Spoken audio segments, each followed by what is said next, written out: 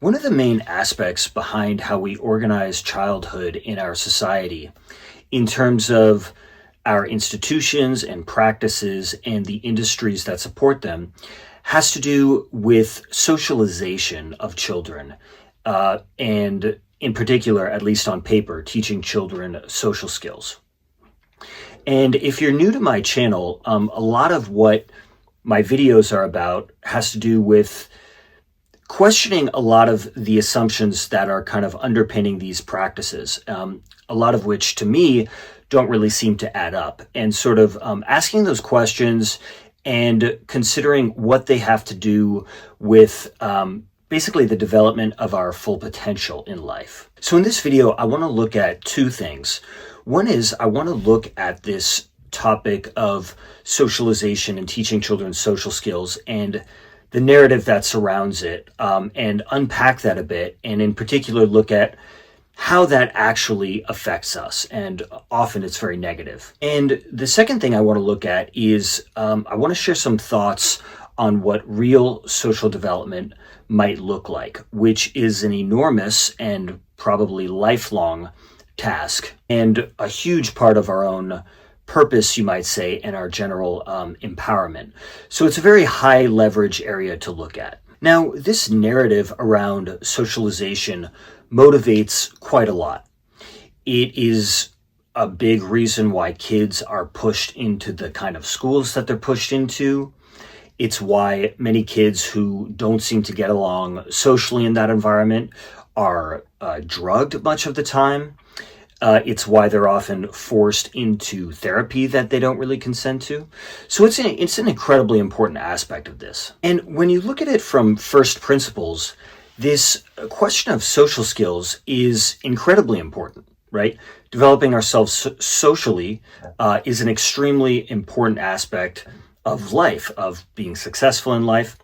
But I would say that when it comes to this kind of mainstream narrative that motivates how we manage children, that is not really what is meant by this. I think what they really mean, though they don't ever really admit this, from what I've seen, what they really mean is basically conditioning kids so that they have no choice but to conform. So it's basically about shaping them so that all that they can do is merely conform to their social environment. In Japan, there's a phrase, the nail that sticks out gets the hammer. And that's a very extreme and kind of brazen version of this. But I would say that we do a lot of that as well. And so, again, I think it's really about kind of shaping kids so that they can't help but conform to their environment. So it's about basically kind of programming conditioned reflexes into them. And in that way, it's really about reducing social agency. But it's clear to me that real social development and the development of real social skills is about the opposite of that. It's about increasing our social agency. But we don't really promote that or tolerate that in the young population. And as far as I can tell, the main reason for that would be because those kind of people don't really fit in the kind of institutions that we use to manage kids. So the school system is not at all set up to nurture and support and tolerate well-rounded, empowered, socially agentic individuals. The school system basically requires people who are pretty obedient, pretty conforming, and basically just kind of go along with what the system requires of them. And so what's happened is there's been a kind of narrative that has emerged that basically says that this is really what kids' developmental needs are. But it's not what their real needs are, and it's also arguably not what would be good for our society and for humanity.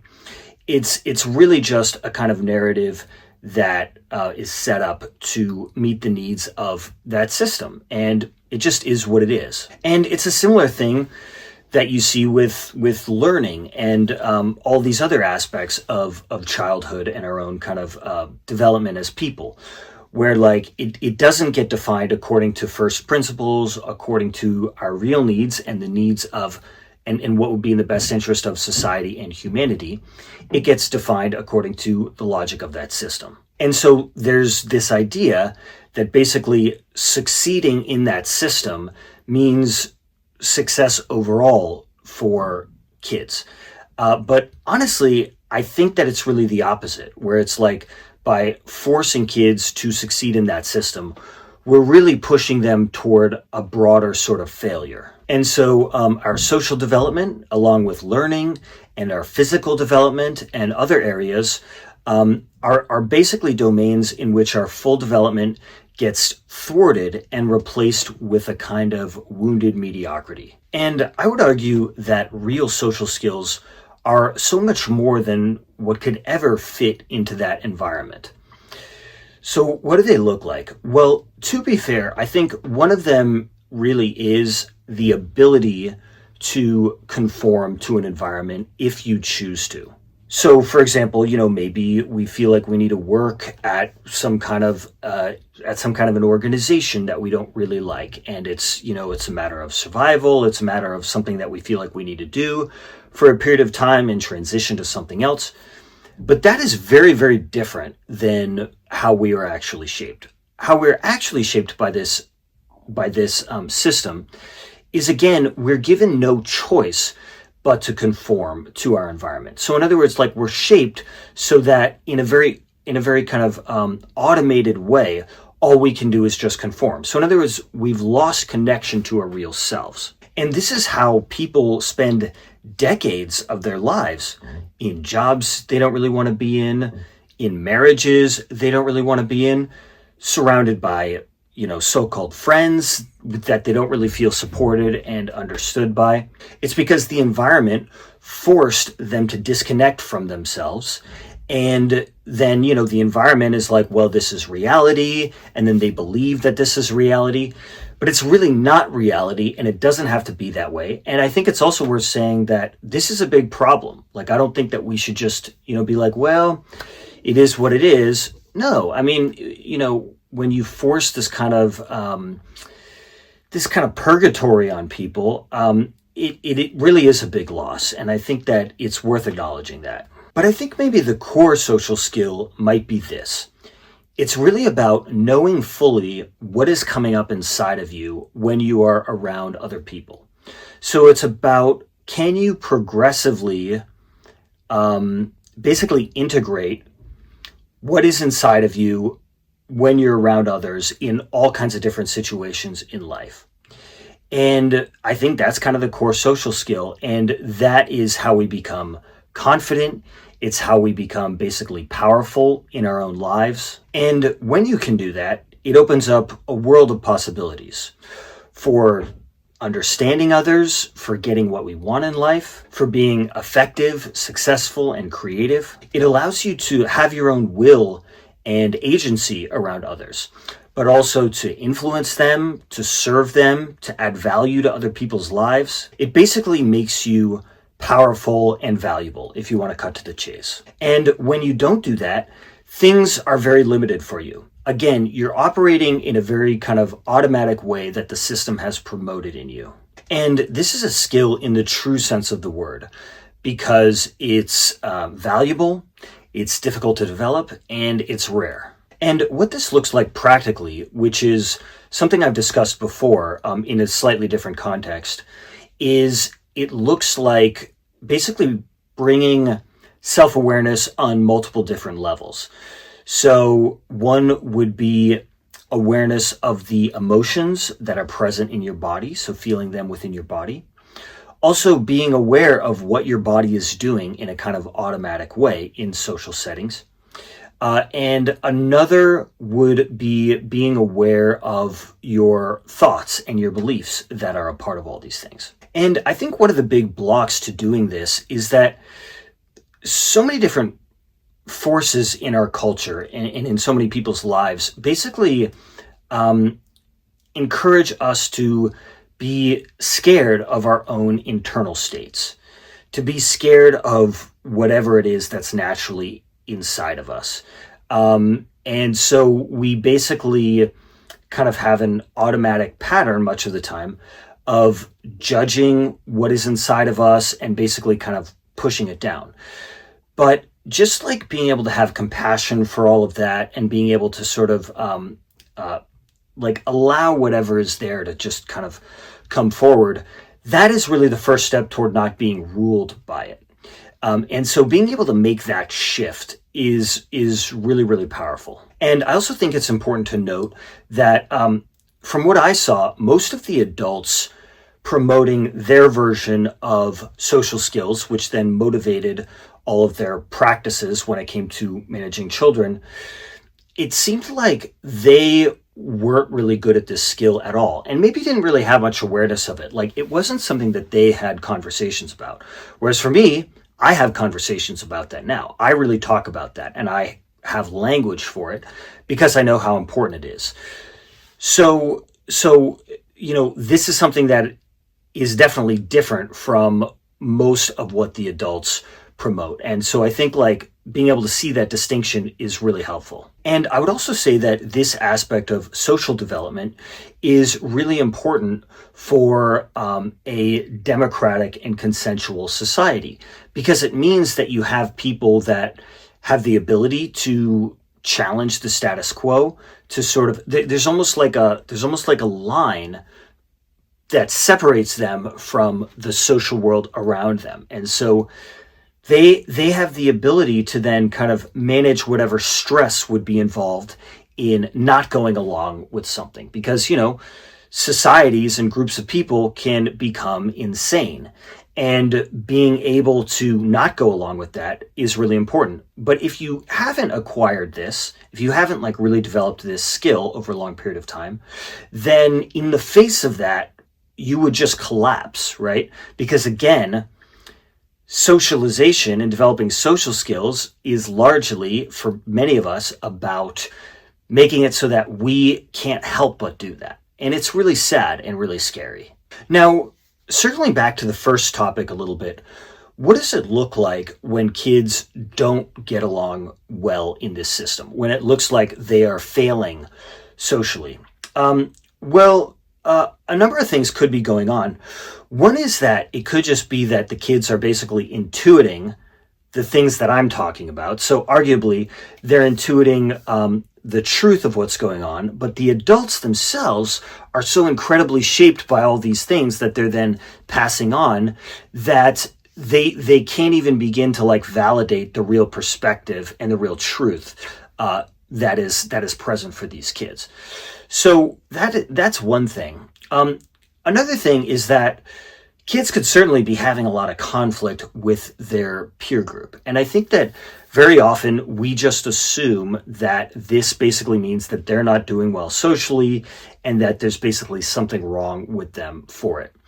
And I would say by default, from what I've observed, what I've experienced, this is basically what the mental health field promotes, often in adults, but very, very often in children. It's like, if you're not getting along with the people around you, they assume that like this is all on you, and they think that they're helping you by kind of encouraging you to look at it this way, because it means like, oh, you're taking responsibility and you're being empowered.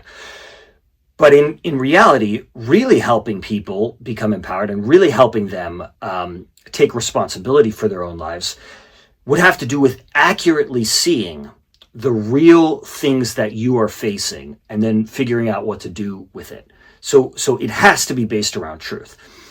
But anyway, like very often we think these kids are failing socially and they have a problem with social skills.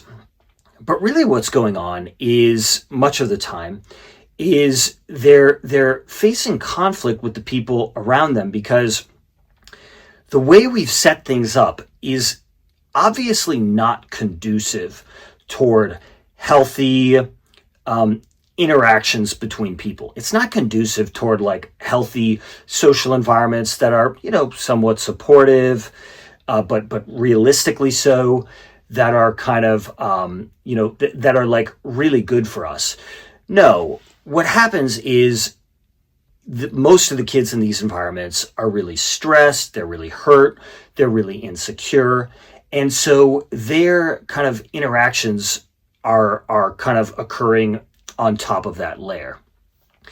And, I think that this is a lot of what bullying is about, right? It's like these kids are sort of causing harm to one another, probably on some level acting out the harm that was done to them. And I mean, I look at my own experience, right? Like, I certainly was not always a wonderful human being to the people around me.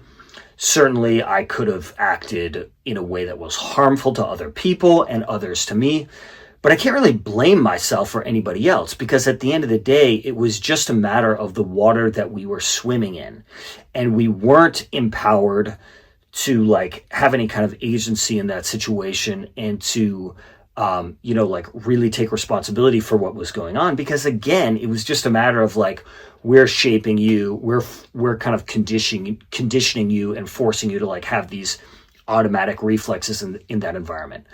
So I would say like, a lot of that kind of the bullying and this dysfunction and kids looking like they're, lacking social skills, a lot of that is really just downstream of all of this. And so we're pathologizing kids for not getting along in their environment. And then we send kids to these places to work on their social skills, to therapy, to like social emotional learning programs, as though the issue relies entirely within these kids.